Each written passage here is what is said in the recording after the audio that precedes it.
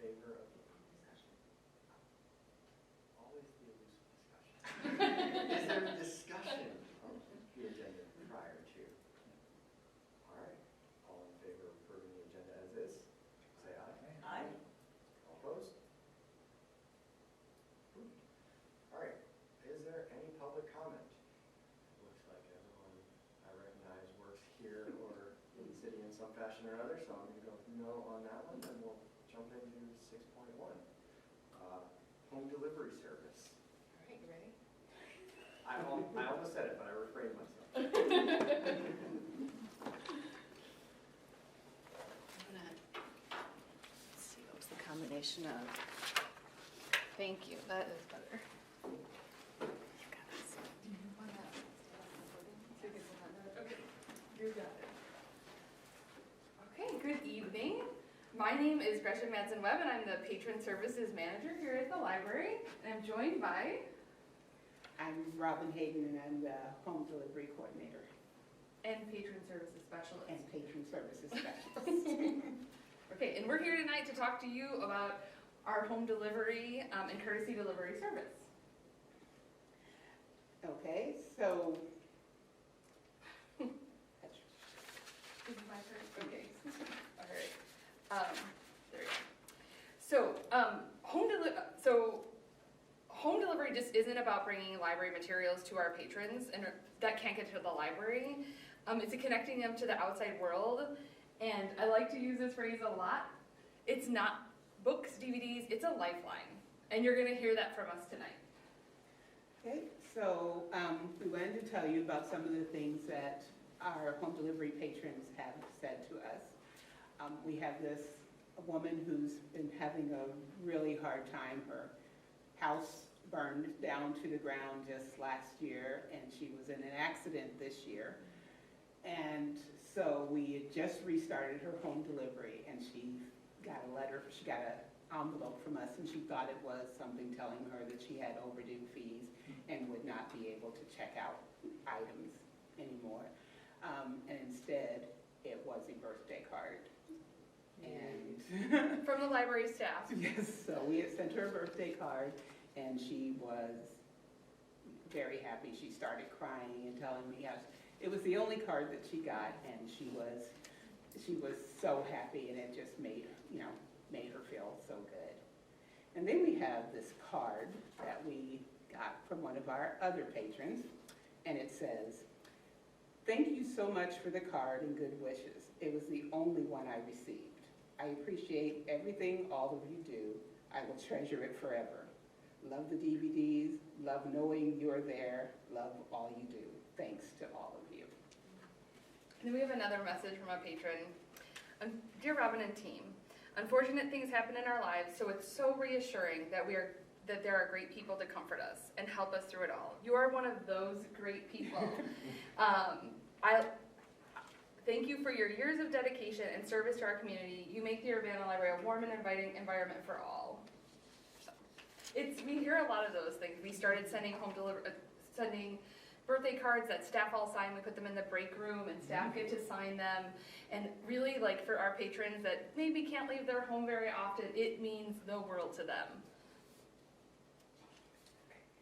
So this is home delivery. We also do courtesy delivery. Courtesy delivery, we deliver to the senior communities every Thursday afternoon. The difference is that most of the people that get courtesy delivery are more ambulatory, so they can actually come in. So we put their books on the hold shelf, and they can come in and get them. And if they haven't picked them up by Wednesday night, then we deliver them to the desk of the 3 senior communities.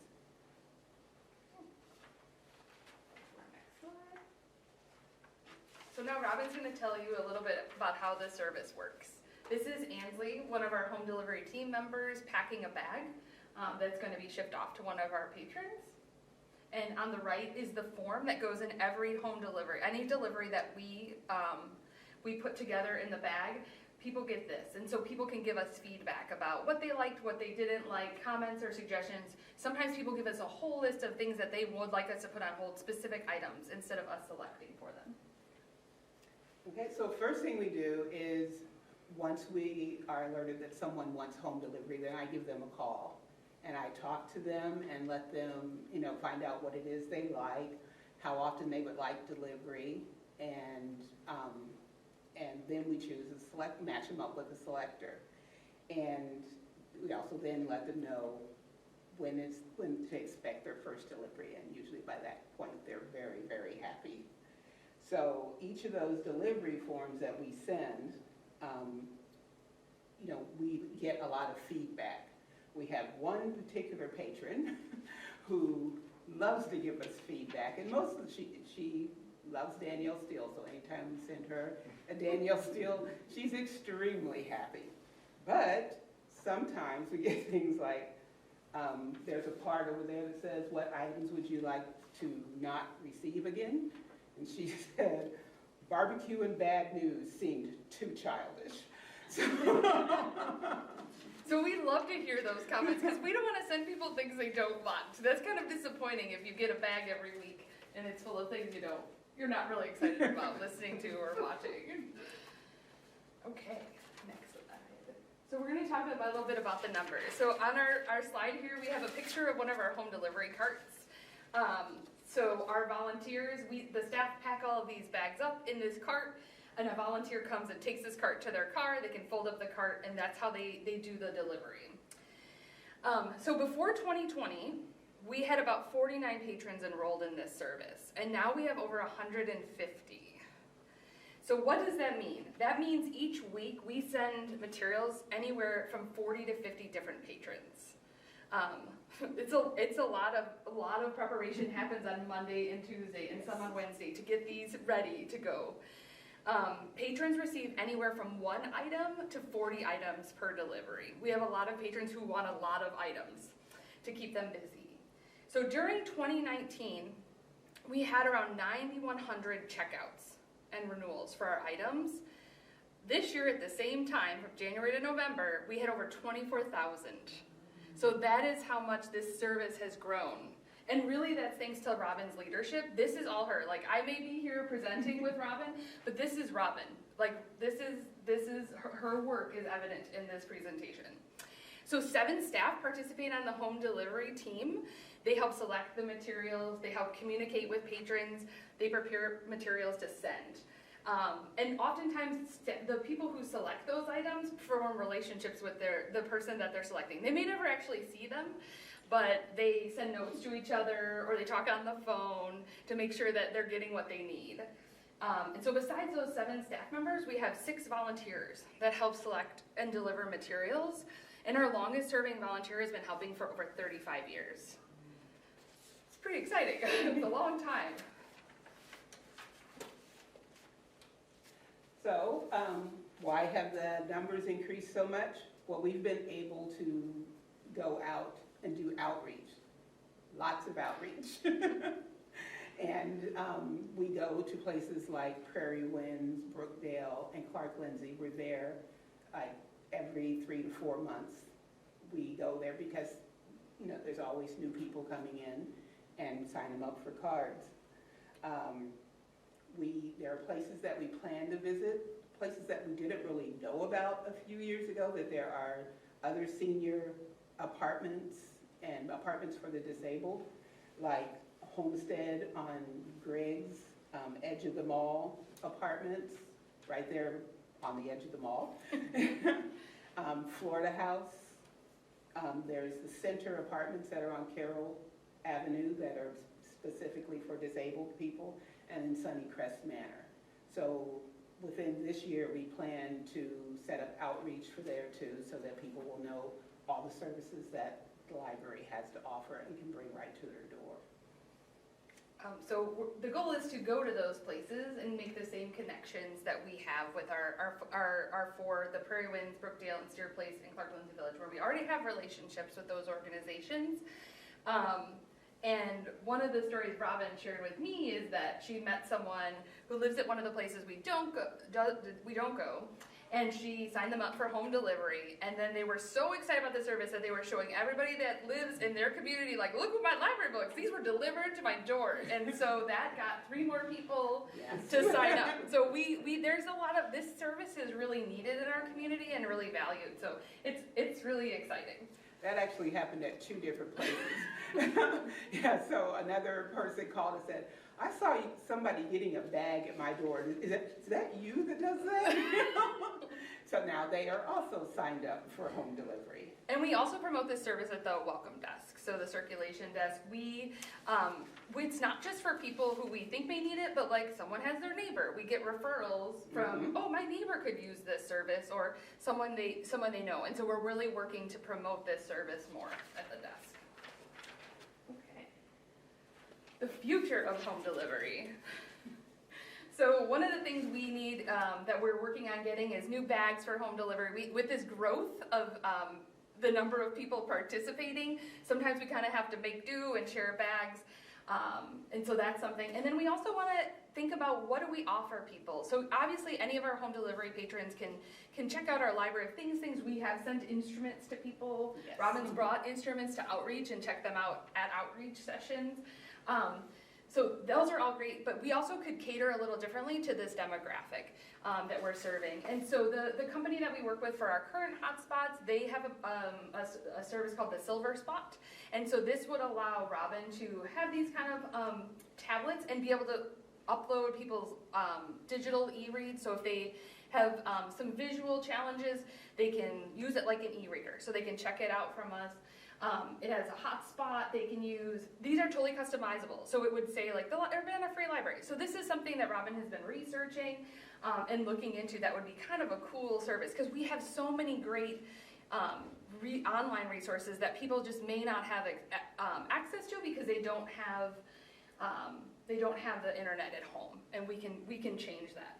So we also hope to add technology in the future, like Roku's, like logging into Hoopla and Canopy for people, and then they just plug it into the TV they have, and they can check it out from us for 2 weeks. So those are some things that we're investigating.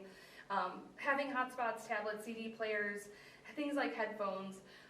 We want to make sure that people are being able to use, since they can't come to the library, they have what they need to be able to use our library at their home. So we like to add some of these tablets. We'd also like to add CD players. And a lot of the things that the people check out, like the e-readers, or they're not loud enough. So we're hoping to get some wireless headphones so that they can hear. And these things that they would only circulate for the home delivery people so they can have it for longer. We had a patron who we gave her some playaways because she didn't have a CD player or a DVD player, and she brought them back because they weren't loud enough and she couldn't hear them. So then we found out she had a Kindle. So we set her up with a Libby account and downloaded books so that she could read them and make them any size print. She's 98 years old.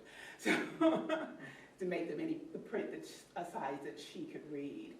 And she called me and they couldn't get it to work. And then we found out that she doesn't have internet in her home.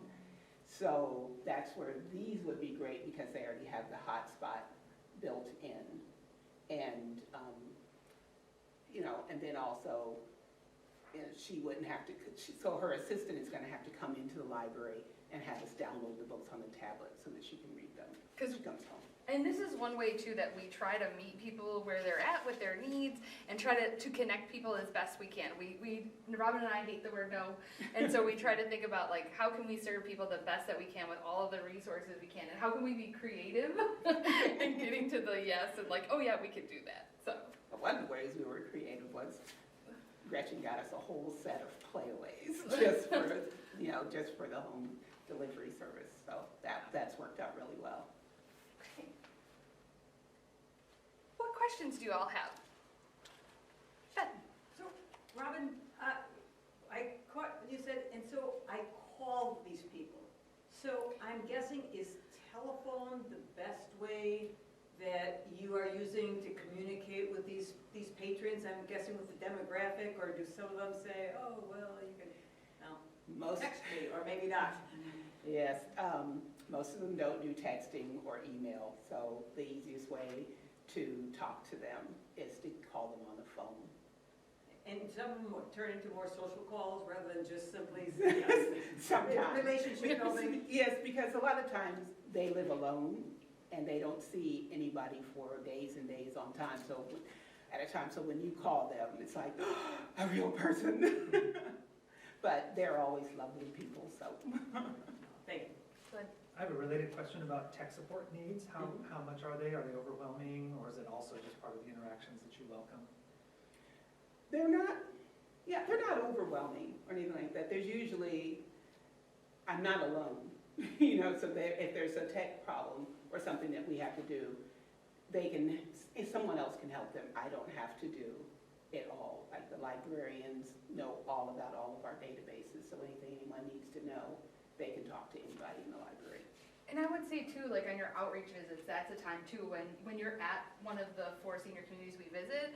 Oh, I brought my Kindle for you to look at, and that is some of the work that happens when you bring other staff with you at those outreach visits. Is the troubleshooting sometimes happens at those moments. So the more places that we can get into and have a 2-hour outreach once a month or every quarter, the more we're going to be able to help those people too that need maybe some little setup. Because sometimes those resources can be a little confusing even for folks that are familiar with them.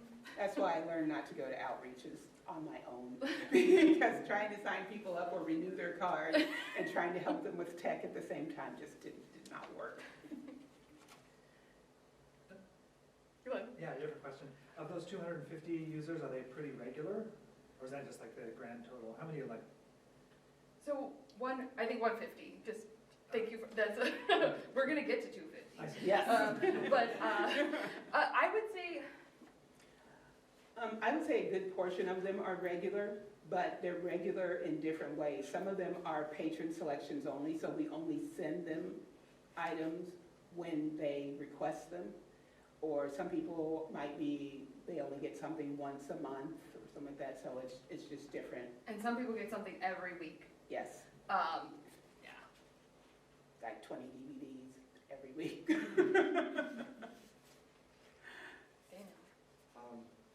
Just a question about how they actually get there, because to the best of my knowledge, we don't have a library vehicle, so I'm assuming these are personal vehicles. The volunteers, we have 3 volunteers who are absolutely wonderful. They really care about the patrons that they're serving. I mean, they've come back and said, hey, I knocked on so-and-so's door and they didn't answer. And I said, and asked me to give them a call, and I'll call them, and if they answer, they will actually go back and deliver their bags. But it's all volunteers. They come in and they pick up that wagon and they go out and they deliver to all the buildings. And they deliver to the houses on Wednesday, and then on Thursday afternoon we have a different driver that comes in and picks them up, and he just drops them off at the desk of each of the facilities. It's pretty homegrown with just kind of using our volunteer services. Yeah. So that leads to my next question, though, is, first off, it's a fantastic program, and thank you for telling us about it, because I will admit to my own ignorance of the sheer scope of it. I do not know that we were anywhere near that many people. But you mentioned a number of other facilities that you're looking to reach out to, and so that could expand it drastically. Do we have the ability right now to do that? Like, obviously, I'm not saying this to say no, no, don't do it. By all means, do it. Just like, do we need, what do we need in order to facilitate that?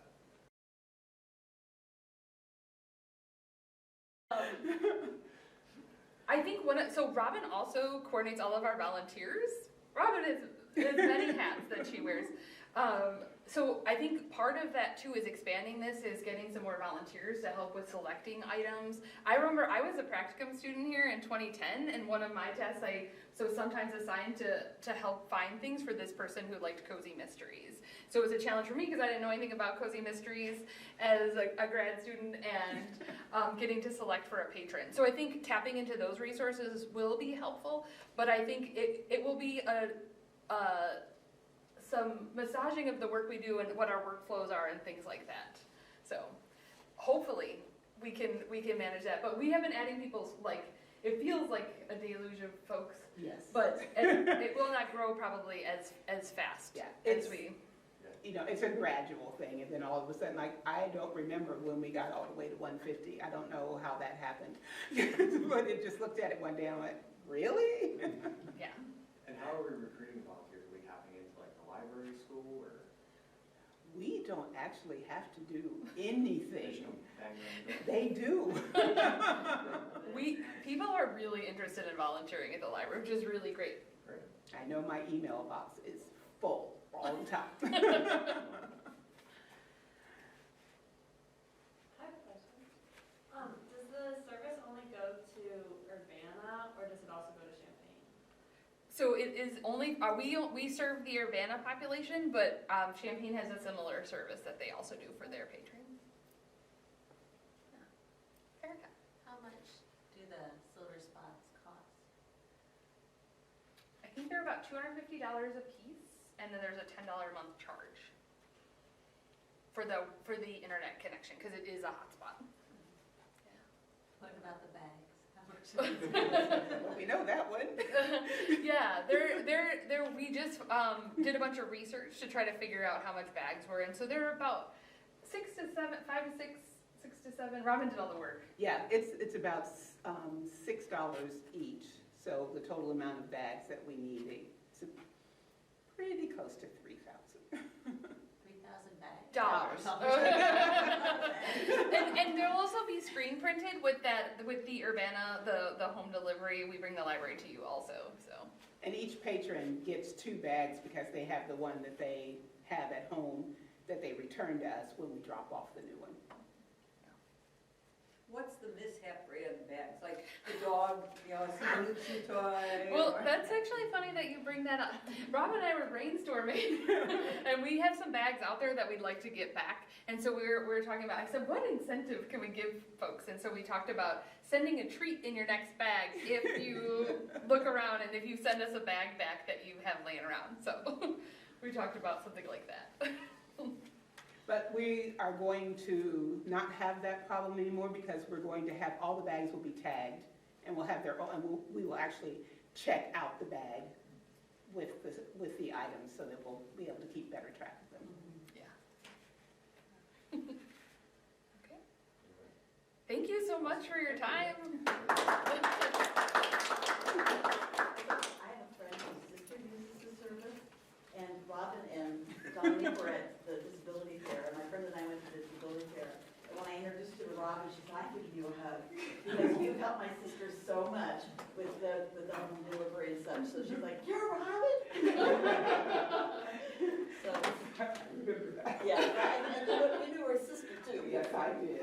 Talked about, but it was so cool to see that, like, I know who you are, you talk so much. I thought she was going to cry. She was that close. She said that she couldn't go home and tell her sister that she met me without giving me a hug. Robin is a rock star. Rockstar, we've been recruiting Robin forever.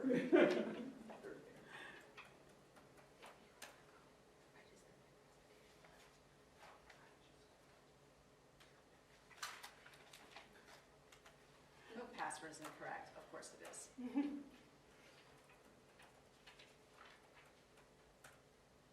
There we go. Well, thank you so much. That was fabulous.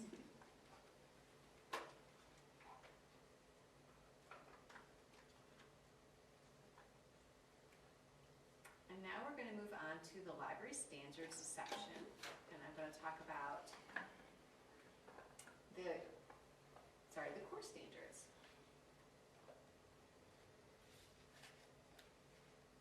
So as you know, in order to get the public library per capita grant, which is for us about $52,000 to $54,000 a year, we have to go through each chapter of the Serving Our Public Standards book with you. And we group them in the end of the year. Some libraries do one a month. We've found that the board members have liked it if we can be more concentrated about it. And one that we haven't always pulled out separately is the core standards. They run throughout all of the other standards and underpin them, but we thought this year as a special treat and with new board members on that we would call it out specifically. So the good news is If you look at page 1, there's a bunch, there are 7 essential standards. Things like, does the library operate in compliance with Illinois library law? And the answer is yes, we do. Or do we have a fixed location with posted regular hours of services? Yes, so these are very basic core standards. So we meet all of those. There are 23 other standards, which are more complex and more nuanced. We meet all of them except for one, which is core number 6. The library adopts and adheres to the Code of Ethics of the American Library Association, and that the library adopts and adheres to the Public Library Trustee Ethics Statement developed by United for Libraries, which is a division of ALA. So the library board, just back in September, passed the new library collection management policy, and in that, you have decided to adhere to ALA's Library Bill of Rights, Statement on Labeling and Rating System, Freedom to Read Statement, and Freedom to View Statement. This is the only place where the board that I'm aware of has officially decided to adhere and adopt to ALA standards. Are you following the standards in Core 6? Yes. But has the board officially voted to adopt and adhere to them? No. Not that I've seen. So I've been going through old meeting minutes to see. So I'll finish looking, going back a few years and see. I don't remember it being the case. I can't ever remember that being brought before a board meeting. So what we can do then is go ahead and bring those to you in a form like this and say, would you like to adopt and adhere to these? And you can say yes or no. That is the only place that I see room for growth. The library is meeting all of the other standards, enhanced and basic. That is my presentation. Any questions? Okay, then it is up for Gretchen next.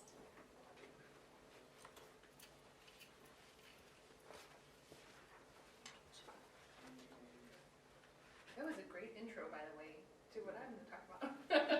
High five. All right, good job.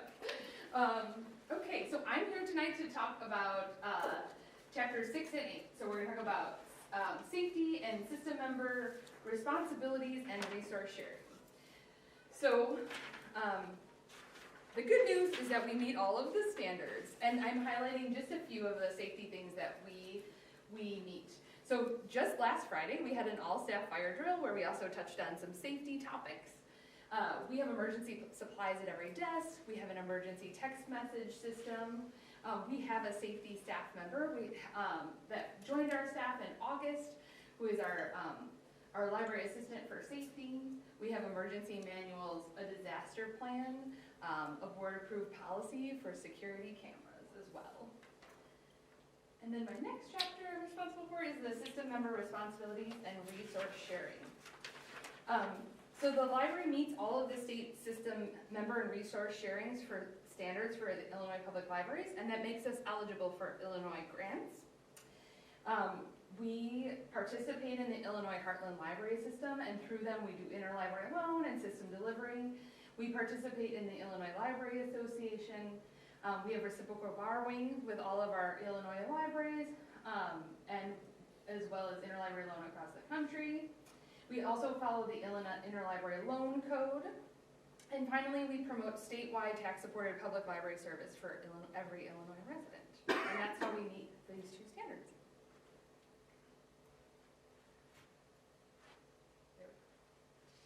Should I turn, what would you like? Just gotta flip the lid shut. Okay.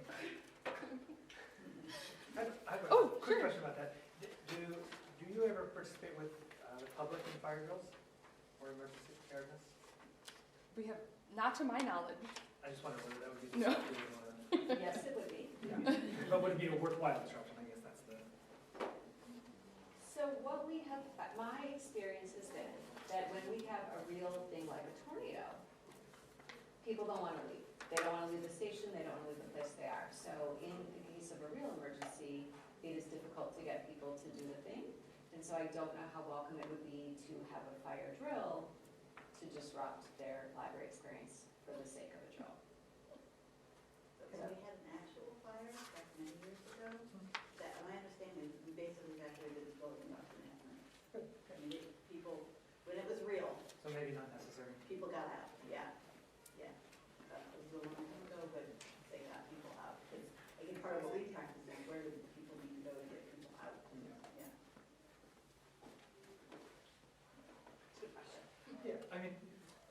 only say from my previous library experience, which was a university library, there were lots of people and nobody liked to be disrupted, but the important thing was having the staff know which areas they were responsible for clearing and sort of feeling like they were authorized and having hard hats or whatever people needed to believe in them.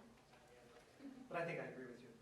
Well, we make it up. So we have people sit in chairs and be patrons. Sometimes we'll do role playing. So I would be sitting at my desk, for example, and then I'm supposed to clear whatever part of the library. Or you might have a person that different people have roles. So Rachel, weren't you just the fire? I was the fire. So were you blocking an exit? I was, and it was very fast moving. So we try to replicate that so staff has some idea what that is like to work with patrons who might be scared or not want to leave or whatever the case is. So we try to give them the clearing the space opportunity without the patrons. Yeah, no, very good points. Any other questions? So, building program updates? Yes, I've got some things for Don who couldn't be here tonight. We have good news. Let me just, there. So this is just overall. So Don and the architect, Joe Huberty, are working on the final revisions on the building program and hope to have it ready for board review in either December or January. We've got one last round of questions from Joe.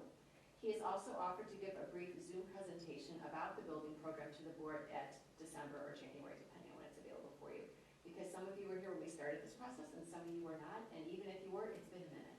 And we want to make sure that you feel confident, because when you approve this building program, and what we will do is, as you do with our big plans, so we will bring it to you in 1 month, like December, and then you'll have a month to look at it, and then you can vote on it if you want to in January. If you feel you need more time to talk about it, then we take more time. That is up to you, but we would give you at least the 2 meetings to talk about it and ask questions.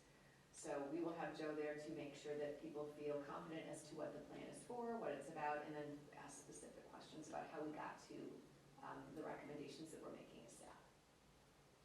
We have accepted a proposal from Country Arbors to create a simplified landscape design for the library's exterior.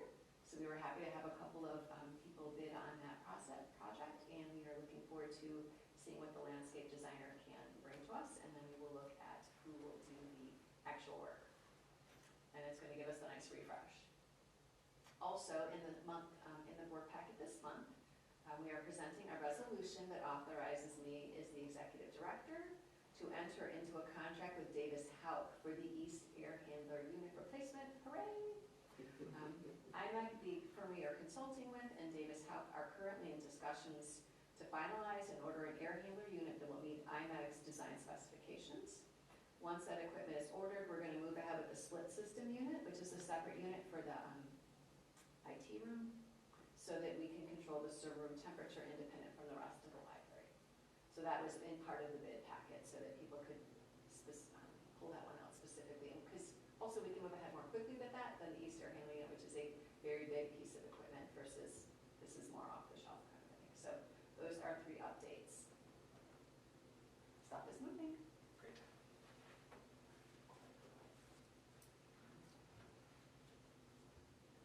Moving along, we have our consent agenda. Before I ask for a motion on that, I'll go ahead and read it all. We have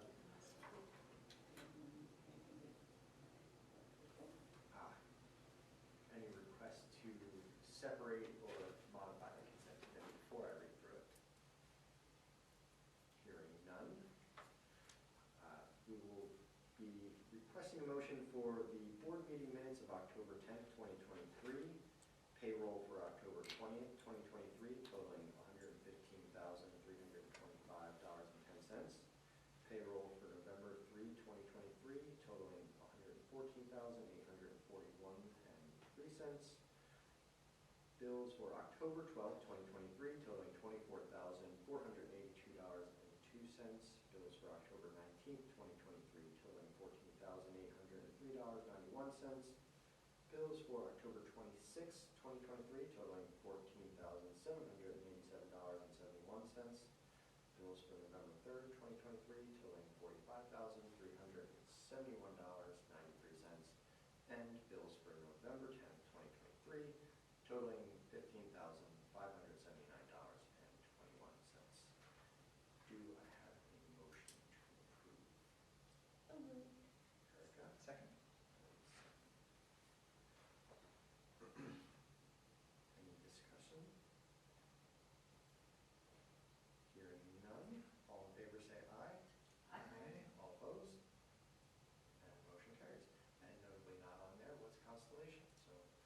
fell in that sweet spot this month where it drops below.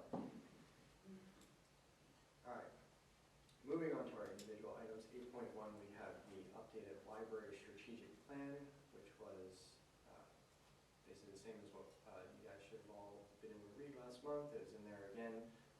This will carry us through November 23, all the way through December 26.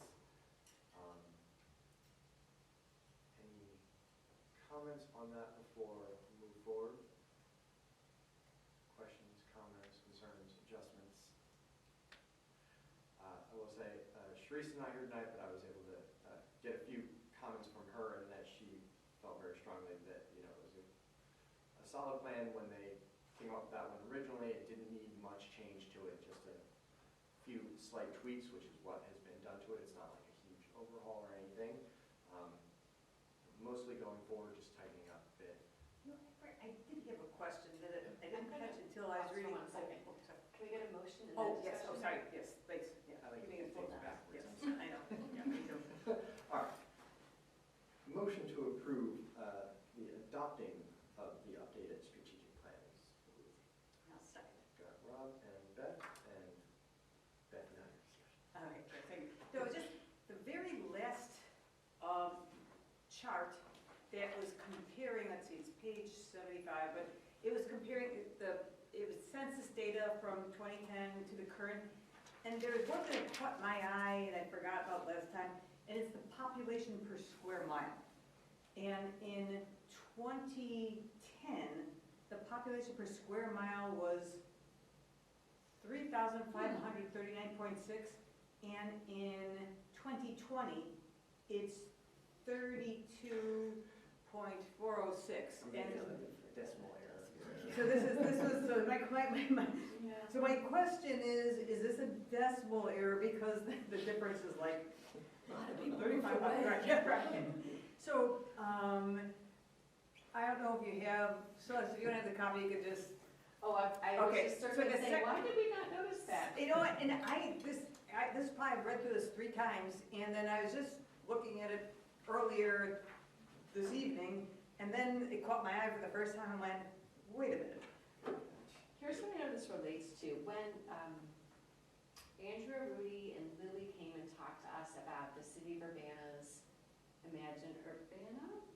Examine Urbana, thank you, Examine Urbana, and they developed the website that is incredibly robust with all different elements about the city and the history.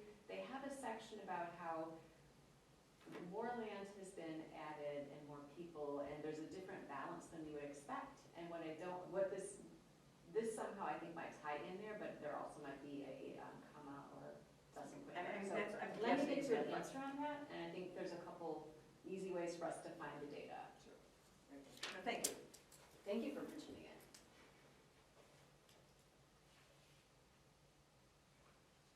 We will fix that with the right data. Are we allowed to pre-approve? That's what I was- new data? Going to be my question. Are we able to go forward with it, or do we need to hold for next month until that is adjusted? You can approve it. Okay. And I will send you the email saying that this is the. Because all the pertinent Yeah, information The actual plan is not. still, Right. right, the plan itself is not changing. Yes. I think if we approve it, we're not going to suddenly find Urbana reduced to 32 people per square mile. I would hate to be the one responsible for that. Cool sci-fi things there, yeah. All right, any other discussions for the strategic plan? All right, we already have the motion set forth, so all in favor of adopting the updated strategic plan, please say aye. Aye. Any opposed? Item is accepted. 8.2, which was the resolution to enter the agreement with David Howe Mechanical for our much-needed updated air handler. Is there a motion to approve agreement for that? Second. And I got 2 of those, I think I heard Rob. Any discussion on the air handler agreement? Everyone's all for that. No reason to delay that one at all. All right, all in favor of approving the agreement for David Houck, say aye. Aye. Any opposed? Passes. All right. Those are our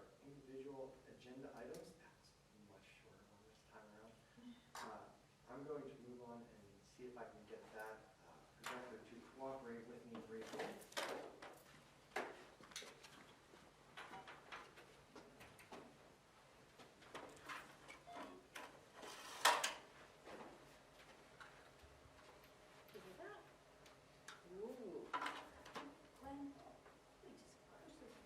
Why is it remember to bring mine down? That'd be smart. We should have one in the bag, but sometimes it goes missing, so you are wise. Just set it down. It's a record. Oh, it's recording. That's Yeah, and the microphone is facing over there. Oh, good, wonderful. Maybe, thinking about it, all right. I went to the ILA conference this past month, and I figured I'd just give you a brief overview of salient points of the multiple talks that I was able to go to there. The first one along the way was Roadmap to Sustainable Libraries, and I will confess on a couple of things, misunderstandings on my part. The first one had to do with going to this, and I thought it was like financial sustainability. Not so much environmental sustainability, but there was talk of grants there. It just took a bit to get around to. So yeah, it's more of an environmental aspect of it, and they kept mentioning that there were funding opportunities. They mentioned that repeatedly, but most of the talk, I will say, had to do with like the idea of partnering with other libraries who jointly go in on things for shared resources, which I guess I could see in some circumstances, but when you're talking about big things like your building plan, that's not very helpful. The other thing they pushed really hard throughout this was the idea of emplacing electric car charging stations. I don't know why this is the newest big thing, and I'm all for more electric car charging stations. I don't know what everyone else's stance is on this, but I will say I don't think we do a lot of stuff at the library. I'm not sure that's like the one thing where I feel we need to invest in. If somebody differs, let me know, but just so you're aware, there is apparently a push for this. Like, there are people out there trying to get libraries really hard to invest in those, and I'm not sure why. I believe the speaker was associated with this organization's Sustainable Libraries Initiative, where when we got around to the idea of talking about grants and funding opportunities available, they kept pointing back to that site. I would encourage anyone else to go and put a double set of eyes on this. I've looked all over that site and I could not find funding opportunities there. I've been led to believe that they exist, but I would like to actually see them. One of the other interesting ideas they presented was this American Climate Corps, which the Biden administration just signed recently.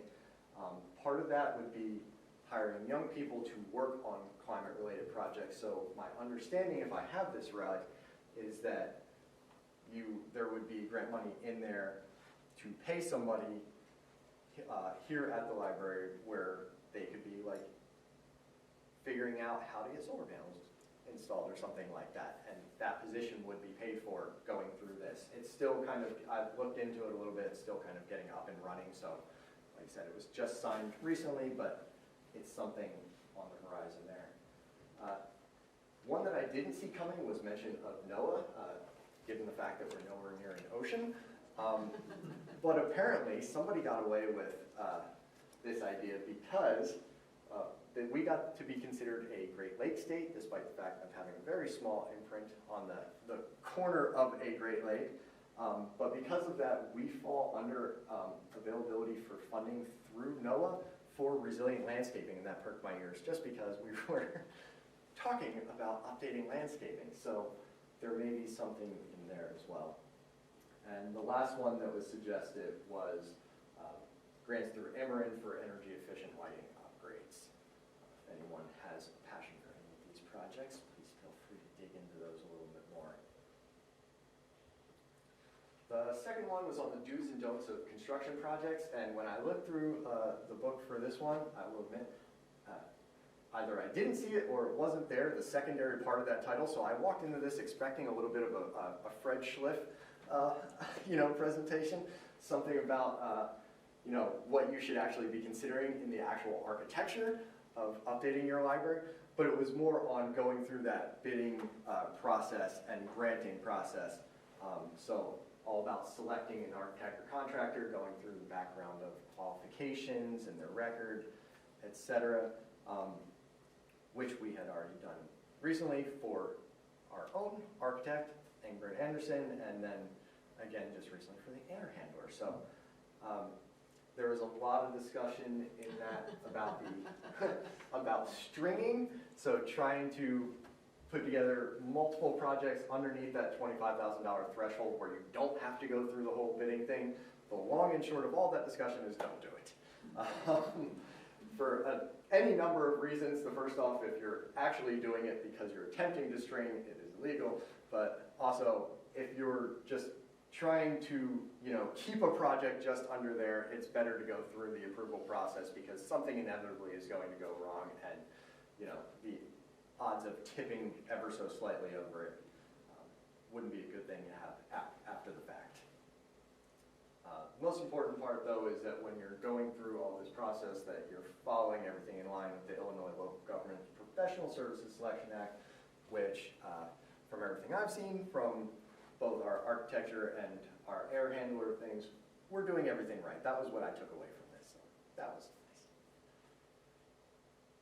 There was a session on social medias and libraries, which was an interesting one, and I saw somebody in there. So I'm trying to pull out the salient points as this could be applicable for both staff and trustees. So salient points there were, remember the idea for trustees anyway, reminder of the idea of Open Meetings Act and avoiding a quorum even applies on social media. So I don't know how many people are on social media. I am not. I personally skew all that. But for those of you that are, if you find yourself on a thread with somebody else and another person jumps in and another person jumps in, don't mention the library because now you have too many people. The same thing applies for Freedom of Information Act things. Assume that anything that you post on there as it relates to library business could be subject to this. Copyright laws, anything that you post images on there, make sure that they either came from us or they come from an open source. Most importantly, if nothing else stands out to you, never post a Disney image because they will in fact come after you no matter how small you are. The really important part to this was talking about First Amendment free speech rights. So because public library is a unit of government, anything that's mentioned could apply to personal accounts, comments about the library. Anything you post on there where somebody comments back on it, that interactive space, that response area, the comments section of your post is considered a protected speech zone, basically. And if that is the case, you can't, you have a troll on there, you can't actually censor or ban or delete that post. So think about what you're posting. The biggest recommendation there is if you're going to be posting a lot about library things, to have a separate account for that, something for yourself, and then something that's on the professional side. It's not to say that you can't post about something on your personal page. You just really want to make sure that it's, I guess if you're going to have it on your personal page, it is an occasional thing. It's not all you're using your personal page for. So it can't be the majority of the post. One of the biggest things that stood out there, their God honest recommendation of that, if you find yourself on your personal site and you find yourself a little bit close or a little ambiguous about like, how many do I have in the library versus how many do I have on other things, go ahead and post more cat videos. Just up that personal number to make sure you're nowhere near that limit. Well, most important thing that I wanted to go there and hear about is iLead. This was something that was mentioned at IHLS conference last year, a program that they was up and running, or not up and running, but up and coming rather, that they're trying to develop for library trustees because a lot of people get into a board situation and don't know what to expect on board in general, or especially one specifically for a library. So the whole point of this iLead program is Leadership, Empowerment, Accessibility, Development for Public Library Trustees. It is designed to be a one-stop shop type thing for all things library trustees, resources related that you can go to and learn about how best to do the job here.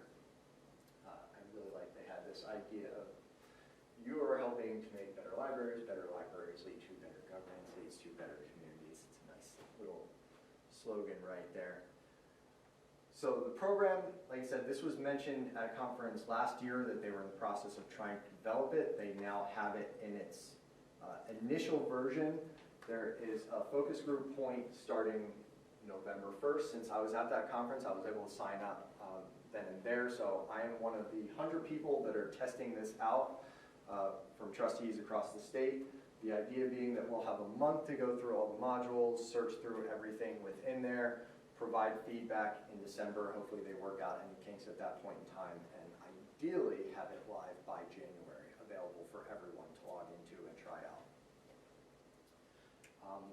Once that goes live, they have the option, if anyone's reticent about anything or not sure how something works in there, they are willing to, we can invite teams to the library where they'll have somebody that could sit down and go through a training session. Kind of what they would probably do is log on to somebody's individual account and walk through several of those modules. And we could start doing that sometime in the spring if anyone was interested in going through a training session for it in that manner. So the modules themselves are short. They're trying to make it so it's not taking up all your time. They're about 10 to 15 minutes long. You can do it in any order, or you can pick and choose which ones you're doing in there. There's a ton of other resources available along with each of those modules too. So if you wanted to go down the rabbit hole on a certain topic, you could certainly spend more time.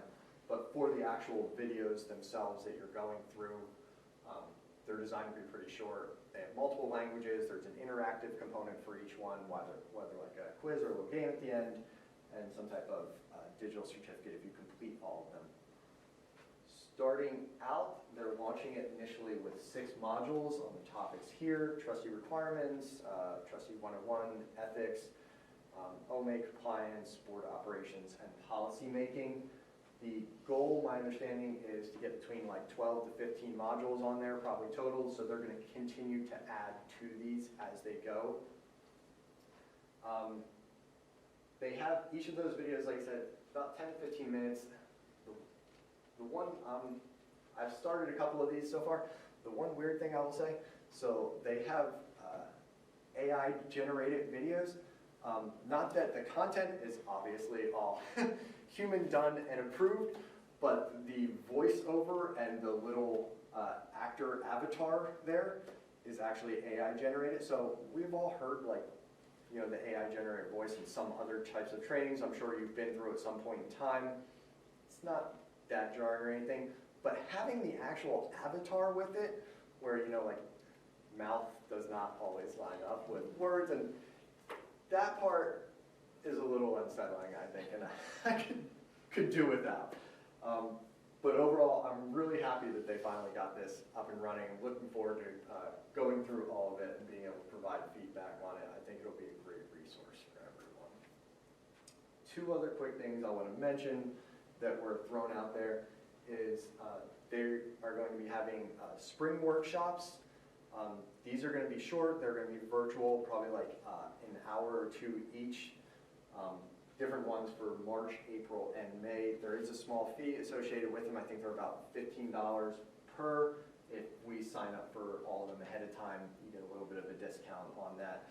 But they do have access to the recordings afterwards. So if we can get, I'm not sure exactly their feelings on sharing it with others, but I would think if you're all on the same board, at least, that we get one person in there, go through it, and then either be able to view it across the board, or at least have somebody talk, that has access to it, that can, go back to it a little bit more if they need to see something again, and then tell everyone else kind of like this, what we're learning.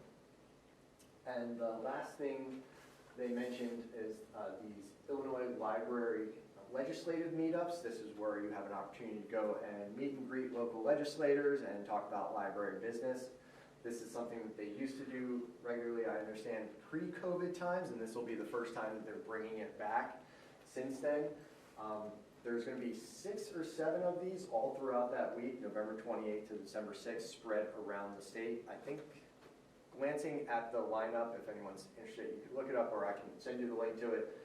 I think the closest one to us is probably Normal, so not too far off. And each one of these, I believe, is like breakfast, lunch, sit down, and have a chat and try to put a bug in the legislators' ears of do friendly things for our libraries. So if anyone's interested, there is a list of those. They are coming up pretty quickly. So those are all the cool things we got to hear about at ILA. I'd say the library does have a professional development budget, so if there are things you want to attend, the library can send a budget on that. Just as a general question, Yeah. everybody, if we were to go, or some of us would go to the legislative meetup in Normal, do we maybe want to discuss any talking points beforehand? Do we have any known talking points we want to discuss with the legislators? ILA puts it on. ILA and Rails, the Region Across Libraries in Illinois, and then IHLS, and they get together and develop talking points. So yes, there should be some. In the prior years, we always had talking points available.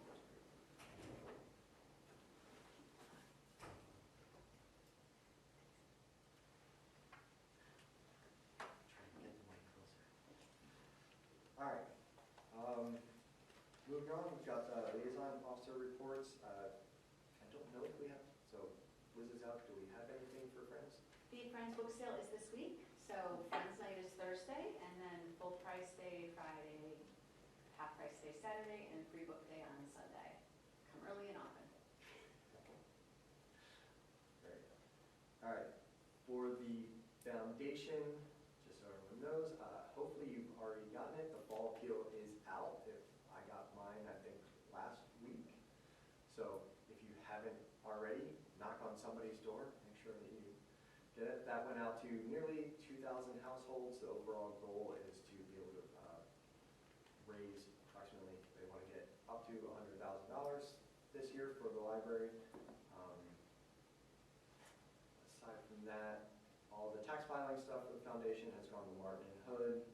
We got, from the great event, we got 2 new board members for the foundation, so we are filling slots there that are desperately need to be filled.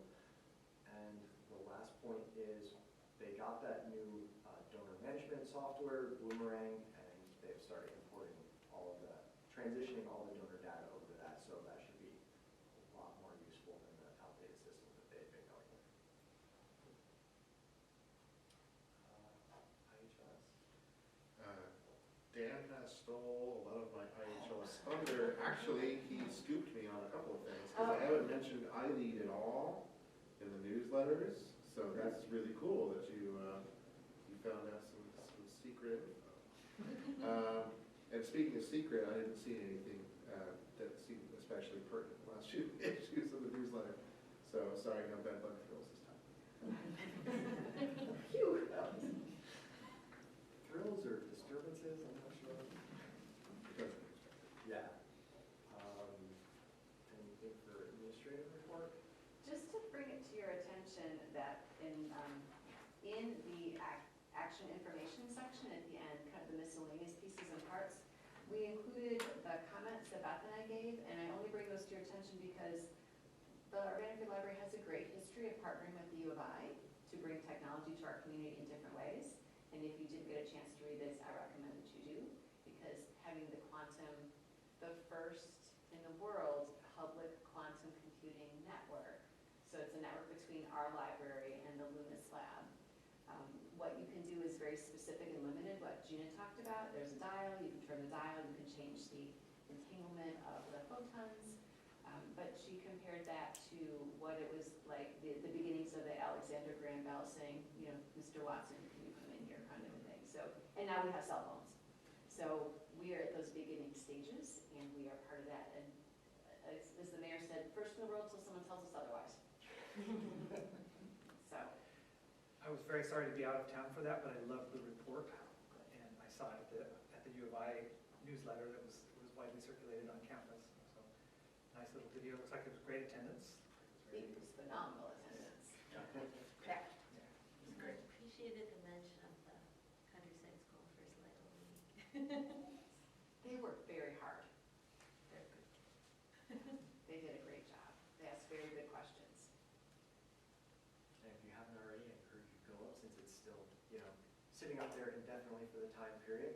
Go up there and try it out, and it's simple to actually walk through and do. They've got nice clear-cut instructions, and you feel like, you said, it's those early steps, but you feel like I'm contributing to this. I'm putting a data point on the map for this. It is contributing to science. They were very clear that we need people to do this work to make sure that it's working the way they think it is. And there was a moment of, you had to have, the entanglement had to be over 2, the measurement had to be over 2. So they did the thing, and then they waited to see photons get where they need to be, and everything is measured. And so they show it, and it was not at 2. We're like, whoa! But it took a minute for the number to go up. Like, everyone, I think, in the room just had a moment. And Leon got to be the first person to do it, which is wonderful. That was great. And I just want to compliment staff here who worked very hard for about a year. So this has been in the works for about a year, and people have spent a lot of time in a lot of meetings and emails back and forth and IT in the closet. And so I'm just grateful to the staff to make it so that we can be this place that people can have this experience.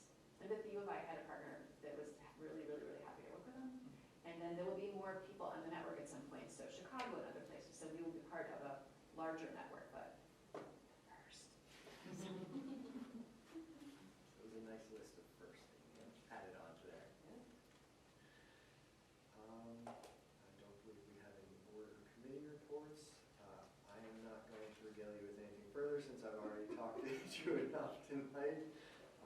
Any unfinished or new business needs to go before the board? Hearing none, then I'm going to ask for a motion to go into closed session for the purpose of the discussion of purchase or lease of property pursuant to 5 ILCS 120/2 subsection C subsection 5. Is there a motion for such? So moved. Second. And I believe that requires a roll call vote. Glenn? Aye. Erica? Yes. Beth? Yes. Daniel? Yes. Rob? Yes. Okay.